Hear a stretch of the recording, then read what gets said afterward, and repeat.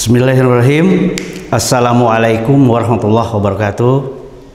Selamat berjumpa, selamat siang anak-anakku yang bisa mengikuti baik di rumah maupun di mana berada. Dan Bapak harapkan semoga Anda semua dalam keadaan sehat walafiat, kemudian dan bisa mengikuti pembelajaran dengan baik.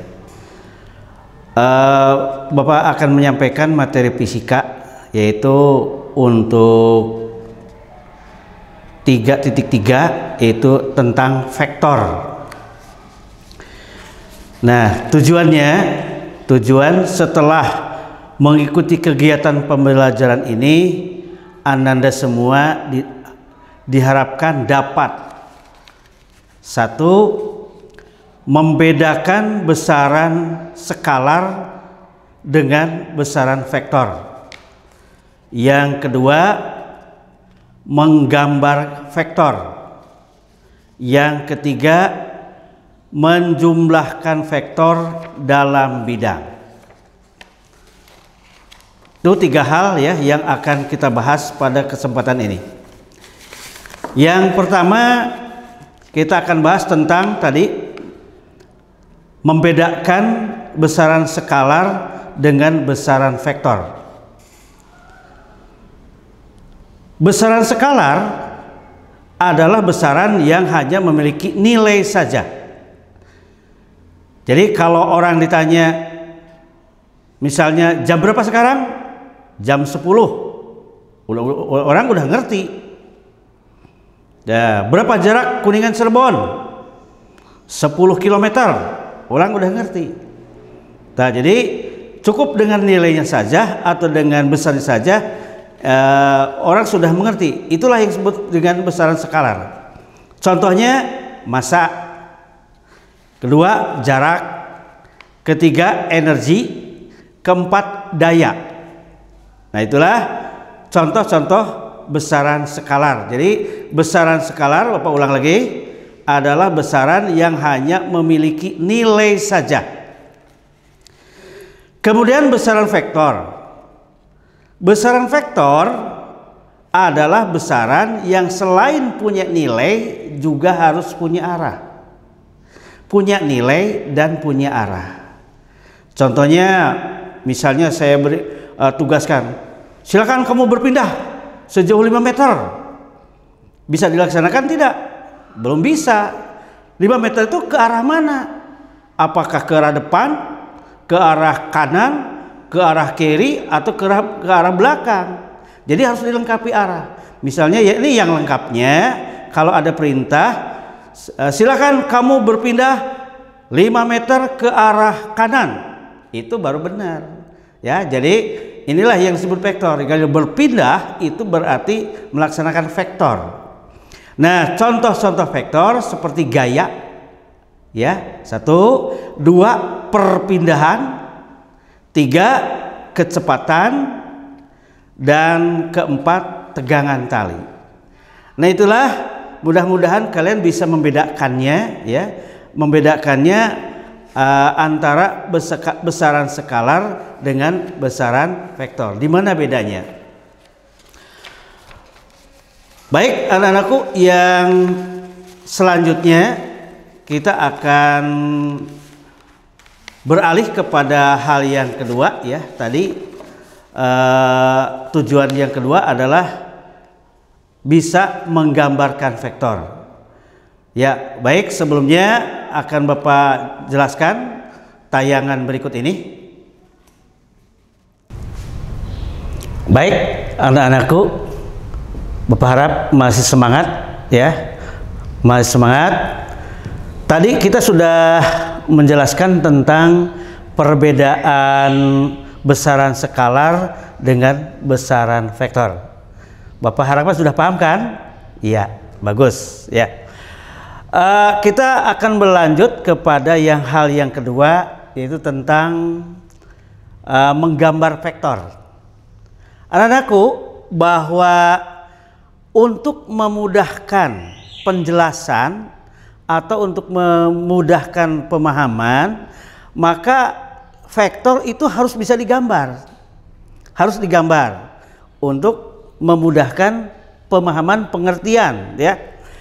Nah, salah satunya lihat pada tampilan berikut. Nah, contohnya nih ada gambar seperti ini. Nah, ini gambarnya seperti ini. Ini awas, gambarnya ada segmennya, ada anak panahnya, ada hurufnya baik di awal maupun di akhir. Nah, ini namanya vektor AB. Ini namanya vektor AB. Nah, besarnya tinggal 1, 2, 3, 4. Besarnya 4 satuan. Tadi ingat ya, bahwa vektor adalah besaran yang punya nilai dan arah. Nah, ini nilainya 4 satuan, arahnya ke kanan. Tuh, arahnya ke kanan. Dengan demikian, ini titik A disebut pangkal vektor. Dan titik B disebut arah vektor ya. Nah, paham? Ya, mudah-mudahan Anda semua udah paham ya tentang cara menggambar vektor. Nah, itu selain vektor gaya, vektor kecepatan, vektor tegangan ya, dan lain sebagainya, termasuk vektor berat bisa digambarkan seperti ini. Bukan cuma vektor gaya ya, awas. Kemudian sebagai contoh misalnya nih, contohnya. Nah, ini vektor gaya F 3 Newton ya, arahnya ke kiri. Ini pernyataannya nih. Vektor gaya F 3 Newton arahnya kiri, maka dapat digambar, lihat, dapat digambar. Nah, seperti ini, awas. Ada arah anak panahnya ke kiri, ada segmennya 3 segmen. Jadi 3 Newton diwakili oleh 3 segmen. 3 segmen ya, berarti besarnya 3 segmen 3 Newton dan arahnya ke kiri. Nah, itulah cara menggambar vektor ya. Bapak harapkan Anda lebih cerdas belajarnya ya, lebih semangat sehingga lebih cepat daya tangkapnya ya. Baik,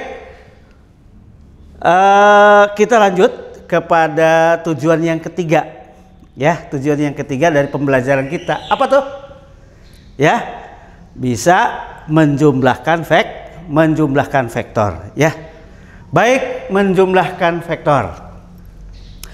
Nah, ternyata bahwa vektor itu bisa dijumlahkan ya. Kenapa harus dijumlahkan? Karena untuk membantu kerja manusia. Contohnya misalnya kita mendorong mobil yang mogok ya. Nah, apabila didorongnya oleh 2 orang dengan yang didorong oleh 10 orang, mana yang lebih ringan? Mana yang lebih ringan ya? Nah, sudah pasti yang akan lebih ringan mendorongnya yang didorong oleh 10 orang. Kenapa? Ya, terjadi penjumlahan gaya. Terjadi resultan gaya, yaitu ya manfaatnya resultan gaya ya. Dan sebagainya. Nah, contohnya nih. Nah, kemudian hasil penjumlahan dari beberapa vektor, minimal 2 vektor, itu disebut resultan. Ingat, hasil penjumlahan 2 buah vektor atau lebih disebut resultan. Nah, sekarang kita bicara dulu menjumlahkan vektornya. Nanti ada vektornya dalam dua dimensi, ada dalam 3 dimensi ya. Nah, yang pertama kita bahas dulu untuk vektor yang berada dalam 2 dimensi atau vektor dalam bidang ya. Menjumlahkan vektor dalam bidang hanya dalam 2 arah, x, y saja ya, panjang atau lebar. Nah, contohnya nih, 1 untuk 2 buah vektor yang tidak saling mengapit sudut. Nah, contoh ini nih, vektor F1 3 satuan, vektor F2 2 satuan, dijumlahkan. Nah, jadi kalau misalnya mendorong meja oleh 2 orang, berarti 1 arah nih. 1 arah. Yang satu nilainya, yang satu orang 3 Newton, yang 1 orang nilainya 2 Newton. pasti mendorong meja lebih mudah karena disatukan, dijumlahkan gayanya. Maka resultannya coba lihat, ada berapa? 3 ditambah 2. Jadi kalau satu arah berarti dijumlah, ya. 1, 2, 3, 4, 5. 3 ditambah 2, 5 resultannya. Nah, kalau dengan angka 3 Newton tambah 2 Newton sama dengan 5 Newton. Jadi 5 Newton itu adalah resultan hasil penjumlahan tadi dua buah vektor tadi, ya. Baik, kita lanjutkan untuk yang lain. Ya, baik, kita lanjut dengan tetap menjumlahkan vektor, tapi ini untuk vektor dalam bidang tapi saling membentuk sudut, ya. Dua buah vektornya kalau tadi tidak saling membentuk sudut, sekarang dengan yang membentuk sudut. Nah, kemudian untuk yang membentuk sudut ini caranya ada beberapa cara. Untuk menjumlahkan dua buah vektor yang saling membentuk sudut, yaitu ada cara, ya, jajaran ngejang, cara segitiga, cara poligon, dan cara analitis, ya. Baik, kita akan menjumlahkan dua buah vektor yang saling membentuk sudut, tapi dengan cara pertama adalah cara jajaran genjang. Nah, tapi untuk awas, dua buah vektor F1 dan F2 saling membentuk sudut alfa. Nih, dua buah vektor F1 dan F2 ini membentuk sudut alfa, ya. Dua buah vektor F1 dan F2 saling membentuk sudut alfa. Nah, perintahnya gambarkan, menentukan resultannya itu bagaimana. Kemudian besar resultannya bagaimana menghitungnya, dan arah resultan. Nah, sekarang kita gambarkan. Nah, gambarkannya secara jajaran genjang. Nih, lihat yang tadi. Ini hasil gambarnya nih. Ini F1, ini F2-nya. Nah, kemudian dengan cara jajaran genjang, ditarik, ya, garis lurus ke sini nih. Ditarik garis lurus. Nah, tarik lagi ke sini. Tarik dari F1 sejajar F2, tarik dari sejajar F2 sejajar F1. Tuh. Maka inilah hasilnya. Tarik ke sini. Nah, inilah resultannya.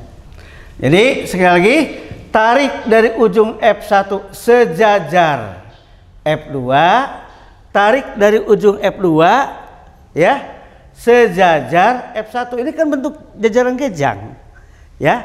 Nah, jadi karena ini bentuknya jajaran genjang, maka disebut penjumlahan dua buah vektor dengan cara jajaran genjang. Nah, ini gambarnya udah.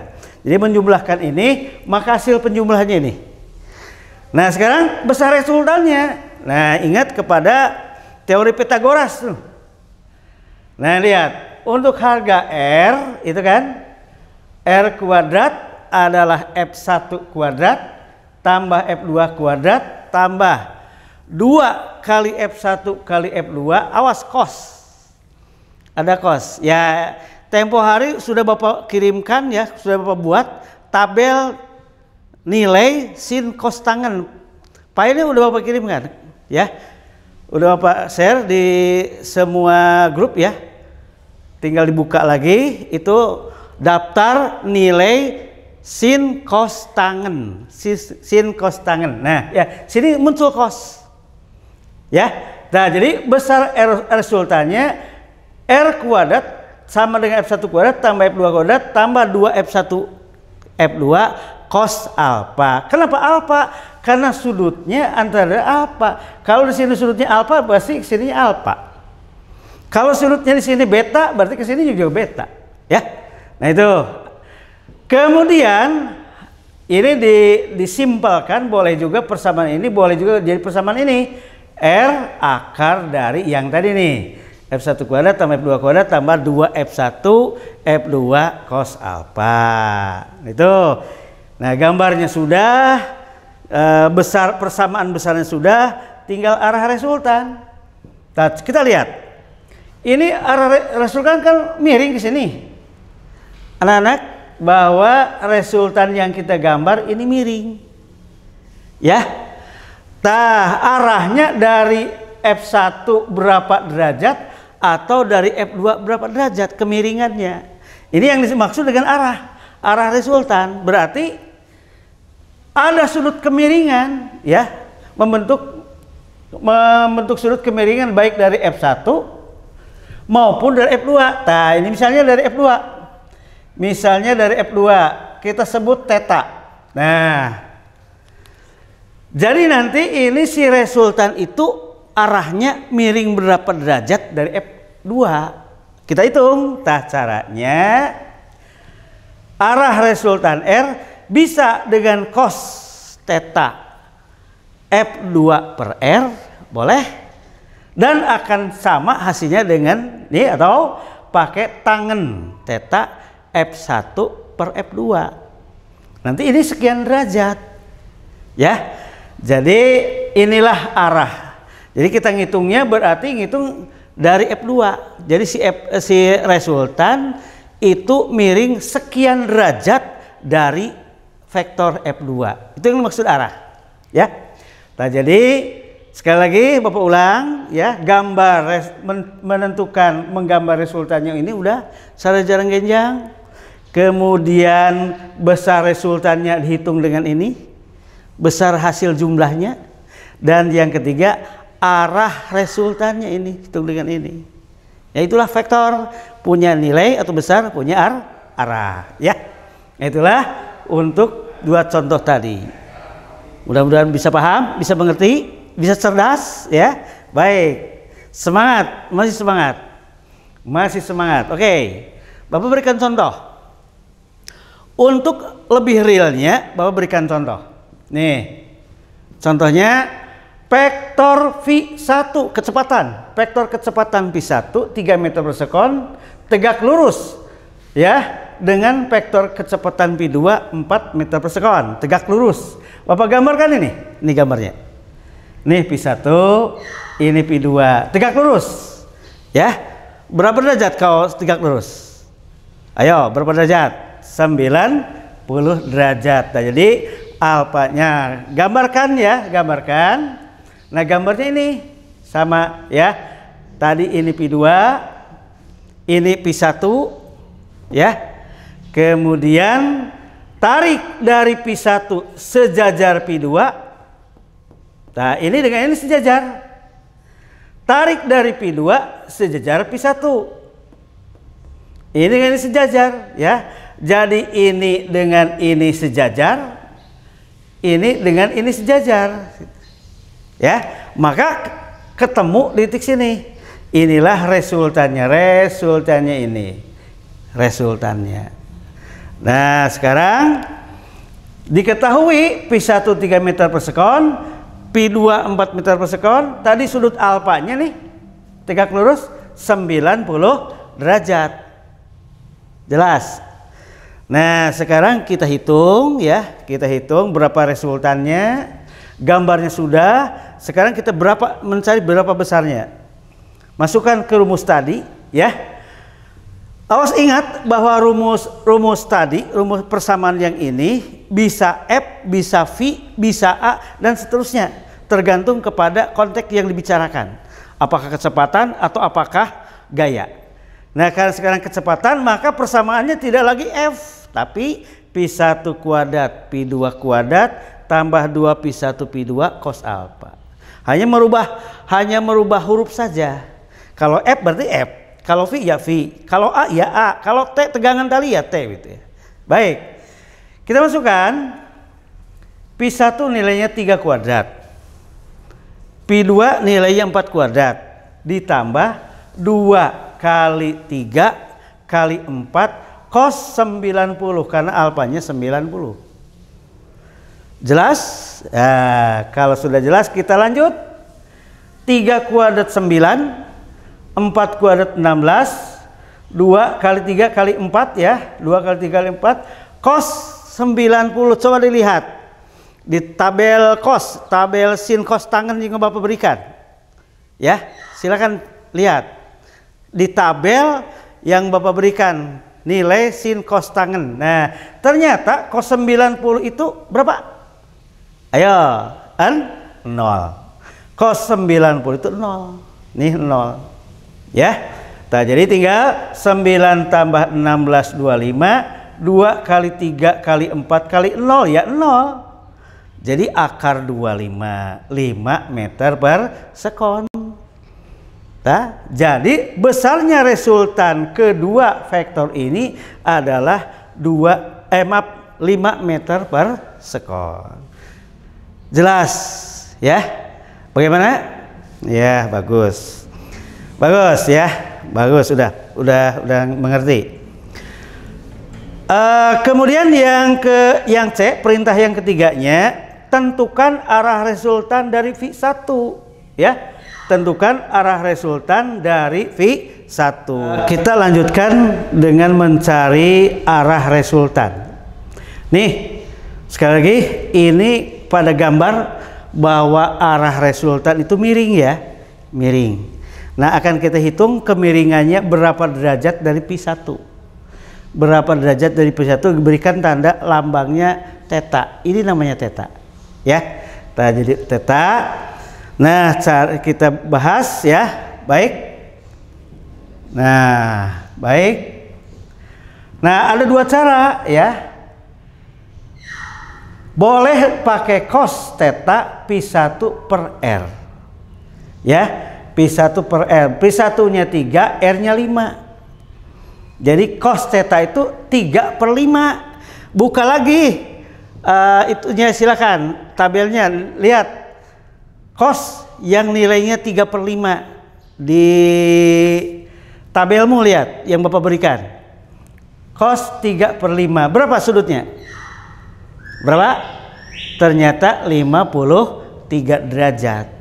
Nah, jadi berarti ini tambahkan 53 derajat itu dari P1. Jadi kemiringan resultan itu 53 derajat dari P1 miringnya. Nah, cara kedua boleh juga pakai tangen theta. Ya, pakai tangen. Tangen TG itu tangen. Tangen ya. P2 per P1.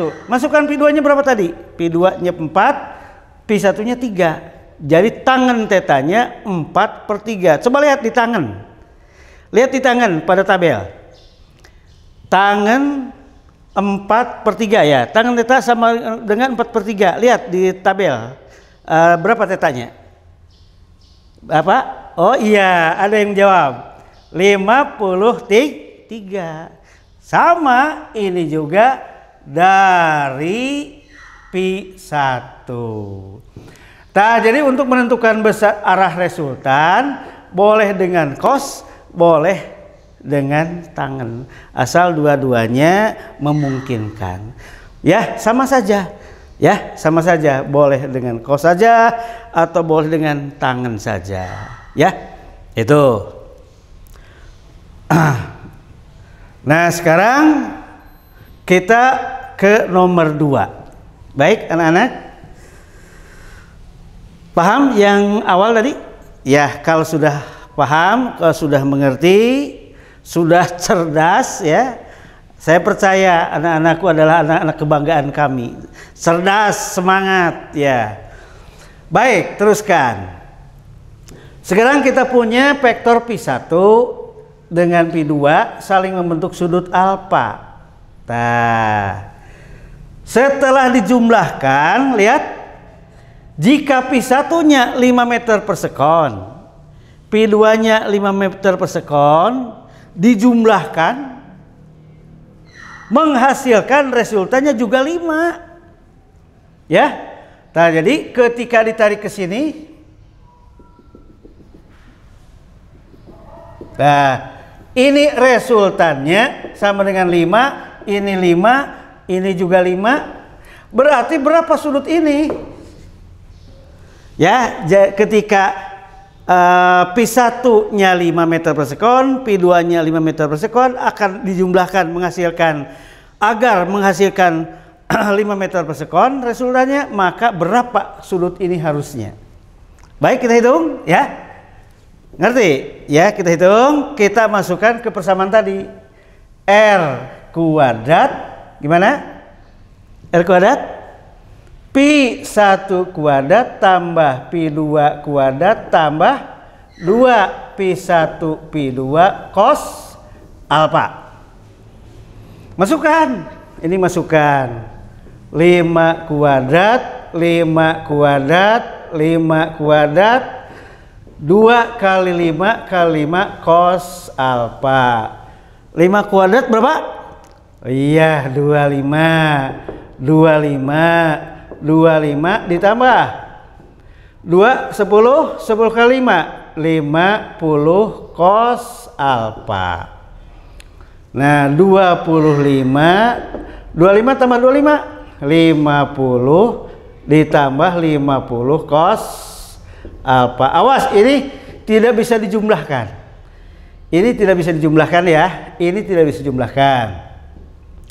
50 tambah 50 cos alfa tidak bisa dijumlahkan. Kenapa? Tidak sejenis, tidak satu variabel. Nah, ini sama variabelnya dengan ini. Maka 50 pindahkan dulu ke sana.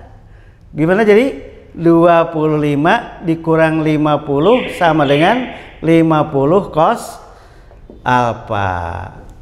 Berapa nih?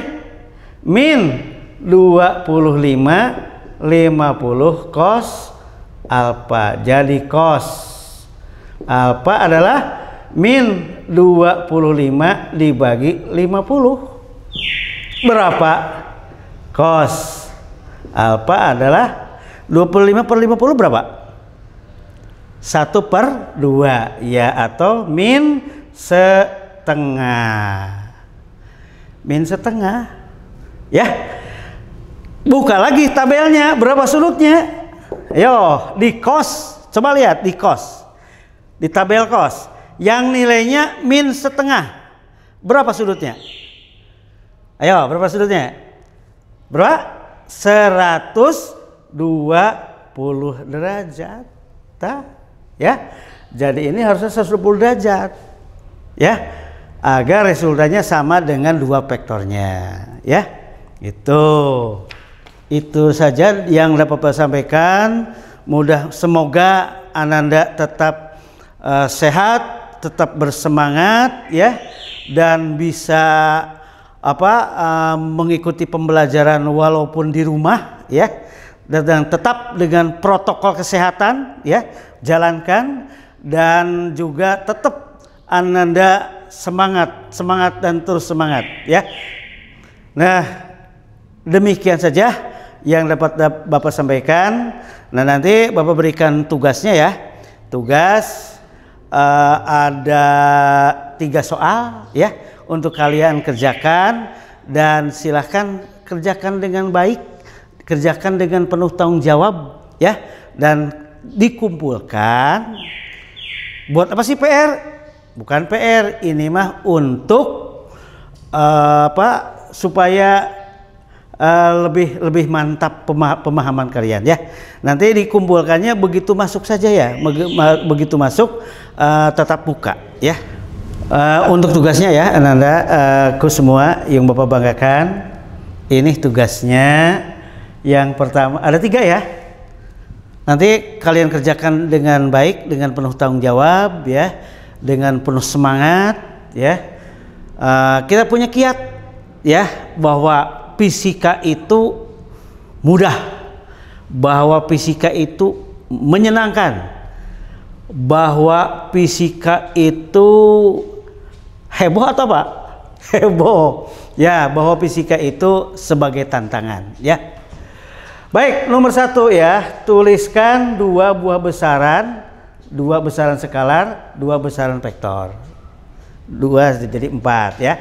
Nomor 2, ini vektor pi1 saling membentuk sudut 90 derajat terhadap pi2 ya.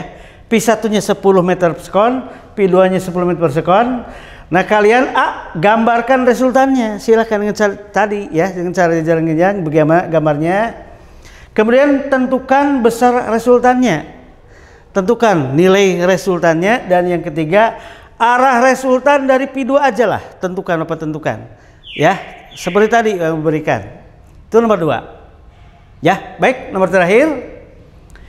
Jika gaya F1 5 Newton dijumlahkan dengan F2 10 Newton akan menghasilkan resultan akar 185 Newton. 5, 10, akar 185 Newton, maka berapa sudutnya ya? Tentukan besar sudut alfa antara kedua vektor. Ya. Terima kasih atas perhatian kalian, telah mengikuti pembelajaran dengan baik. Mudah-mudahan Anda bisa memiliki daya serap yang tinggi, memiliki semangat yang tinggi, sehingga kalian betul-betul bisa mengikuti dengan baik. Baik, untuk tugas ya, untuk tugas di rumah, untuk tugas nanti tugasnya dikumpulkan begitu Ananda masuk ke sekolah pada pembelajaran tatap muka. Itu saja yang dapat saya sampaikan. Terima kasih. Assalamualaikum warahmatullahi wabarakatuh. Semangat pagi.